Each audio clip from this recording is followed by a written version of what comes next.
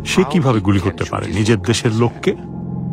তার কাছে AK rifle ছিল এবং সে ছাত্রদের লক্ষ্য করে গুলি চালাচ্ছে। আমি তাকে জিজ্ঞাসা করেছিলাম, এটা কি ধরনের রাইফেল? এটা কি অ্যাসল্ট রাইফেল? এটা কি প্রাণঘাতী? তিনি হ্যাঁ বলেছিলেন। তদন্ত সংস্থা তার সাক্ষাৎকার নিয়েছে, জিজ্ঞাসাবাদ করেছে এবং সে বলে, আমি কিছু লোকের সাথে কথা বলেছি। সে সরকারের উচ্চপদস্থ কর্মকর্তাদের কাছ থেকে নির্দেশনা নিচ্ছিল। সে একটি উদাহরণ স্থাপন করার চেষ্টা করছিল এবং দেখানোর চেষ্টা করছিল যে সে শেখ হাসিনার প্রতি কতটা অনুগত। সেদিন তখন পর্যন্ত আমরা জানতে পেরেছিলাম যে প্রায় 20 জনেরও বেশি লোককে হত্যা করা হয়েছে।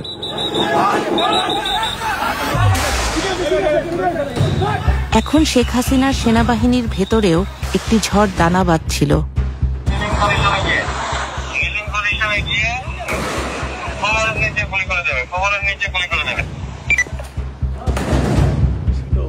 ঢাকার পুলিশ কর্মকর্তাদের কাছে পাঠানো পুলিশ কমিশনার হাবিবুর রহমানের একটি রেডিও বার্তা আল জাজিরা সংগ্রহ করেছে।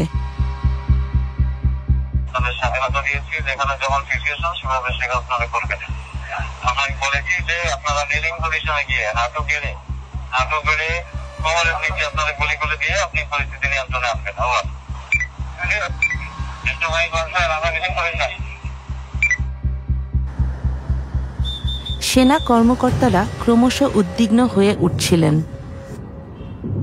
আর না, যথেষ্ট হয়েছে। আমরা একমত হই যে আমরা কোনো গুলিবর্ষণ করব না। সেনাবাহিনীতে কর্মরত এক সেনা কর্মকর্তা আল জাজিরার সাথে কথা বলতে রাজি হন। আমরা তার কণ্ঠস্বরটি বদলে দিয়েছি। যদি গুলির নির্দেশ আসে আমরা বিট্রে করব, আদেশ অমান্য করব।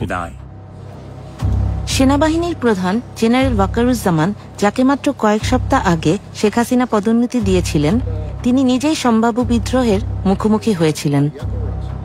তিনি সব অফিসারদের ডাকেন মূলত তাদের মনোভাব বোঝার জন্য। সব অফিসার সেই কনফারেন্সে যোগ দেন।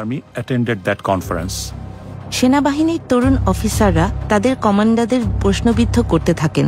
তারা ভীষণ রাগান্বিত ছিলেন। 3রা আগস্ট আমরা প্রশ্ন তৈরি করেছিলাম, অস্ত্র ও গোলাবারুদ এই মানুষদের, আমার জনগণের, আমরা কেন এটি আমাদের জনগণের বিরুদ্ধে ব্যবহার করব? আমরা কেন নিরীহ মানুষকে গুলি করব? আমরা তো জানি না কে আমাদের শত্রু বা মিত্র।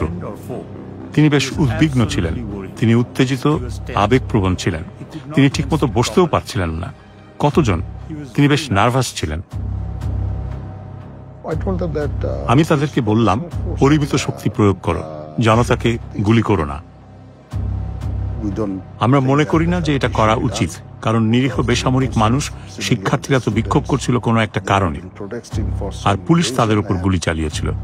এটা খুবই খুবই উদ্বেগজনক ছিল, খুবই উদ্বেগজনক।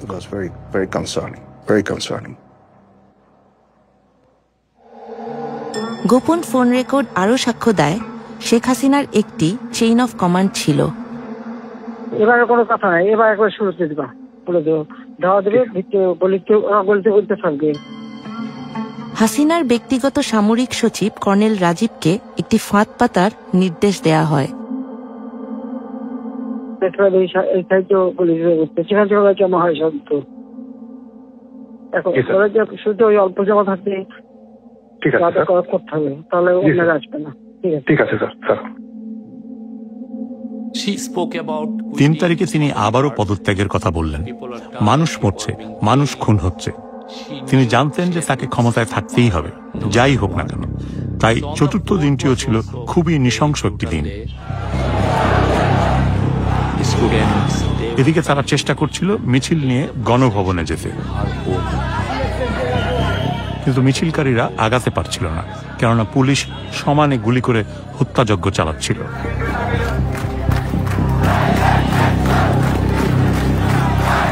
4ই আগস্টের মধ্যে হাজার হাজার মানুষ গণভবন অভিমুখে মিছিল করে আসার প্রস্তুতি নেয়। হাসিনা তার নিরাপত্তা প্রধানদের সাথে সর্বশেষ বৈঠকটি করেন। তিনি সেনাবাহিনী প্রধানকে বলছিলেন, কেন আপনি গুলি করে সব মানুষকে সরিয়ে দিচ্ছেন না? পুলিশ খুব ভালো কাজ করছে, তারা মানুষদের হত্যা করছে। আপনার উচিত হত্যা করে হলেও আমাকে ক্ষমতায় রাখার চেষ্টা করা। অবশেষে সেনাপ্রধান, নৌবাহিনী প্রধান এবং বিমান বাহিনী প্রধান ও অন্যান্য ঊর্ধ্বতন কর্মকর্তারা অস্বীকার করলেন যে তারা এটা করতে পারবেন না, কারণ সেখানে হাজার হাজার মানুষ আছে। আমরা আমাদের নিজেদের লোকজনকে মারতে পারি না, এবং তারপরেও তিনি পদত্যাগে রাজি হচ্ছিলেন না। একসময় আমি তাকে বলেছিলাম যে এটা কোথাও যাচ্ছে না, কোথাও না। সুতরাং এইটুকুই, এটা কোথাও যাচ্ছে না। তাই আপনাকে রাজনীতিবিদদের সাথে কথা বলতে হবে, বিষয়গুলো ভিন্নভাবে সামাল দিতে হবে। এটা কোনো উপায় নয়। এখানে তো আমার মেয়ের আসার কথা ছিল। এখানে আমার মেয়ে এসে কি করত? উল্লাস করত। বিলাসবহুল বাড়ি, যেখান থেকে শেখ হাসিনা শুধু দুষ্ট মন্ত্র চালাইত। গণভবন ঘেরাও করতে আসা হাজার হাজার মানুষের একজন নাফিসা, যার বয়স 17। নাফিসা পড়াশোনা শেষ করার পরে ওর স্বপ্ন ছিল ও ডাক্তার হবে, বাইরে যাবে, বিদেশে যাবে। ঠিক 10:30টায় আমাকে 2টা ছবি পাঠিয়েছে। এটি ছিল এই অভ্যুত্থানের শেষতম দিন, একই সাথে নৃশংসতম দিনও বটে। তখন ঢাকার প্রত্যেকটা প্রবেশ মুখ থেকে লক্ষ লক্ষ জনতা তারা গণভবন অভিমুখে রওনা দিয়েছে। ওরা অনেক দূর আগায় গেছে, একেবারে ঠিক যাইতেছে। এর মধ্যে পুলিশ টিয়ার শেল মারে, গ্যাস মারে, তারপরে সাউন্ড গ্রেনেড মারে। আমি শুনতেছি মোবাইলে সবকিছু। বাসায় যাও, কেউ বলছে যাবো, আমি কিন্তু বাসায় যাব না। এখনকার যে পরিস্থিতি, এই যে আন্দোলন করলাম, এটার সুফল না পাওয়া পর্যন্ত বাড়িতে যাব না। দেশের সবচেয়ে ক্ষমতাধর রাজনীতিবিদের 15 বছরের শাসনের নিষ্পত্তি কয়েক মিনিটের মধ্যে ঘটতে যাচ্ছে। সেনাবাহিনী বলল, এখান থেকে সরে যাওয়ার জন্য আপনার হাতে 40 মিনিট সময় আছে, নইলে লোকজন এসে সবকিছু ধ্বংস করে দেবে। তিনি এতটাই আবেগপ্রবণ হয়ে পড়েছিলেন যে বলছিলেন, তাহলে তোমাদের উচিত এখনই আমাকে হত্যা করা এবং এখানে গণভবনের মাটিতে পুঁতে ফেলা। হাজার হাজার মানুষ ইতোমধ্যেই জড়ো হয়ে গিয়েছিল। আমরা ঢাকায় এসেছি কারণ আমরা আর হাসিনাকে চাই না, কারণ সে অনেক ছাত্রকে হত্যা করেছে, তাই আমরা তাকে আর চাই না। সেনাপ্রধান সকালে গণভবনে যান, আর হাসিনা সেটা যখন জানতে পারেন তখন তিনি খুব জোরে কাঁদতে শুরু করেন, যেন তিনি রাগে ফেটে পড়েছেন এবং কান্নায় ভেঙে পড়েছেন।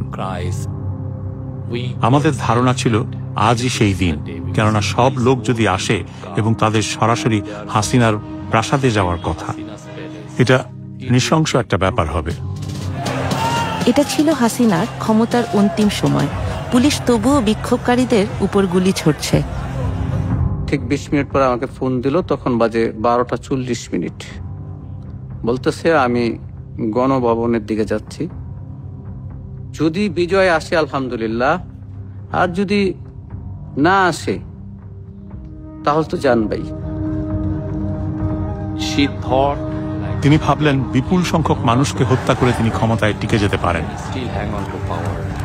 ঠিক আছে, তাদের এখানে আসতে দেন, কিন্তু তার বিশেষ নিরাপত্তা বাহিনী যারা প্রাসাদের পাহারা দেয়, যারা নিরাপত্তা দেয়, তারা বলল যে আমরা পারবো না, জনসমুদ্র নিয়ন্ত্রণ করার কোনো উপায় নেই, আমরা এত মানুষকে হত্যা করতে পারি না। 15 মিনিট আবার পর ফোন দিল আমাকে, যাবো তুমি টিভি দেখো। Breaking news story, Bangladesh Prime Minister Sheikh Hasina has resigned. জনতার বিপুল স্রোত যখন গণভবনমুখী, তখন শেখ হাসিনা শহর ছেড়ে পালিয়ে গেলেন। আমি যাকে তখন তাকে ফোন করি, তো ওই পার থেকে একটা ছেলে মোবাইলটা রিসিভ করে বলতেছে, মোবাইলটা যার, সেই মেয়েটা গুলিবিদ্ধ হয়েছে। কিছুই নিতে পারি না, শুধু মোবাইলটা হাতে আমি দৌড়তেছি। নৌকা পার হওয়ার মাঝামাঝি যাওয়ার পরে আমার মেয়ে মোবাইল লক খুলে মাস্ক সরাইয়া আমাকে ফোন দিছে, আব্বু আমি মনে হয় বাঁচবো না, আমার লাশটা তুমি নিয়ে যেও, আমি মরে যাব। এই কথাটা যখন বলছে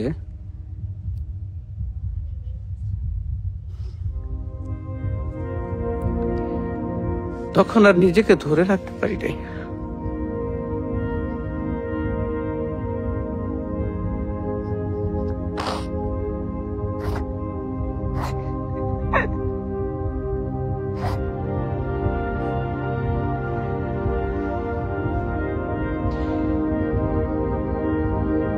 তো দৌড়াইতে দৌড়াইতে যাইতেছি,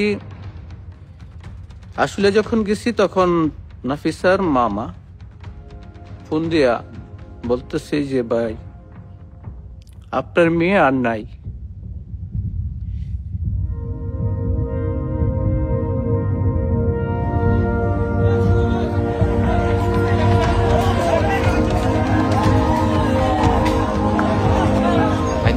আমি আমার জীবনে এমন পরিস্থিতি কখনো দেখিনি। হাজার হাজার মানুষ প্রধানমন্ত্রী যেখানে থাকতেন সেখানে প্রবেশ করেছিল।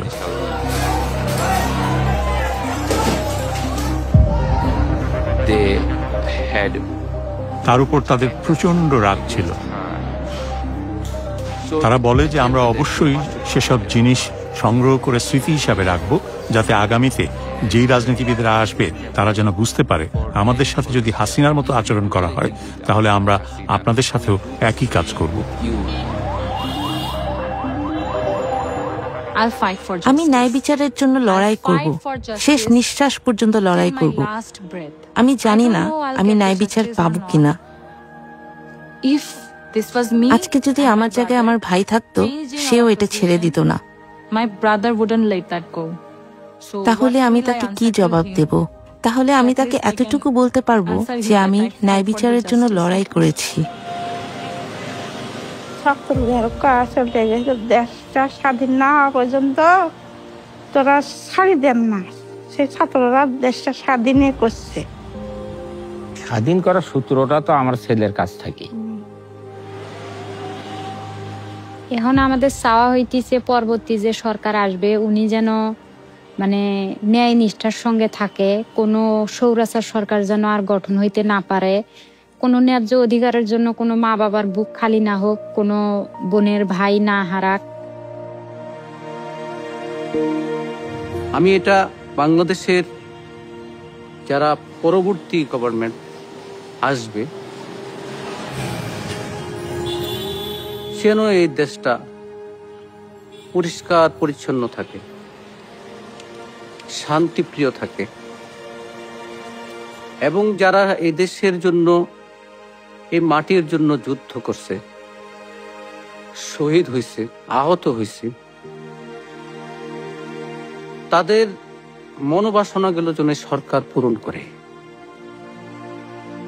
তা আমি চাই।